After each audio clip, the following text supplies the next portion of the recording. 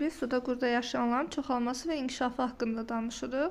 Suda quruda yaşayanlar ayrı cinsiyyətli heyvanlardır. Erkəklərdə bir cüt toxumluq, dişilərdə isə bir cüt yumurtalıq var və onlar yumurta və toxum borusu bağırsaq və sidik axarları ilə bir yerdə kloakaya açılır və buna sonra danışaq kürü tökmə haqqında. Kürü tökmə haqqında danışanda qışlamanı ilk olaraq suyun dibində keçirir qurbağalar və süst vəziyyətdə olurlar, hərəkətsiz olurlar. Havalar isinən kimi qurbağalar da fəallaşmağa başlayırlar, çoxalmağa hazırlaşırlar. Erkəklərdə rezonator adlanan bir dənə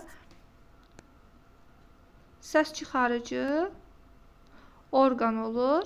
Bu rezonator vasitəsilə o dişi qurbağaları özünə cəlb edə bilir.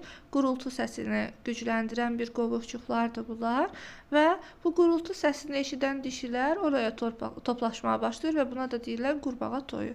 Balıqlar kimi qurbağalar da kürü tökməklə çoxalırlar və çoxalma dövründə onlar cüt-cüt ayrılırlar. Dişinin yumurtalığında yetişmiş kürülər ayrı-ayrı paylarla sudakı müxtəlif otun, kolun, torpağın üzərinə tökülür. Bəzi qurbağalar kürünü xüsusi hərməşik kütlənin içərisində 2-10 metr uzunluqda sap şəkilli törəmələr şəklində qoyurlar.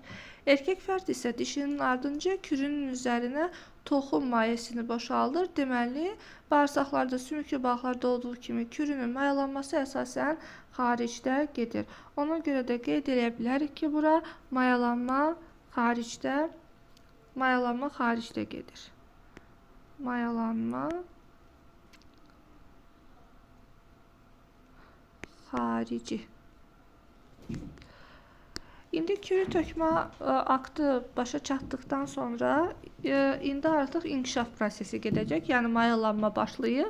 Mayalanmadan sonra artıq inkişaf prosesi gedəcək.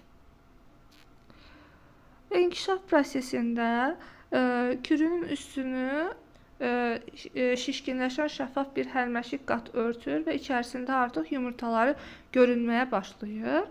Yumurtaların yuxarı hissəsi adətən qara, nisbətən tünd rəngdə olur. Amma aşağı hissələri nisbətən açıq rəngdə olur. Üst tərəfdə olan o tünd rəng hissə daha çox günəş şüalarını özünə udmaq üçündür və həmin o yumurtanın içərisində istiliyi 10-15 dərəcəyə qədər qaldırır və 10-15 dərəcəyə çatdıqdan sonra istilik yavaş-yavaş çox hüceyrəli rüşeym inkişaf eləməyə başlayır və bu çox hüceyrəli rüşeymlə çömçə quyruq adlanan bir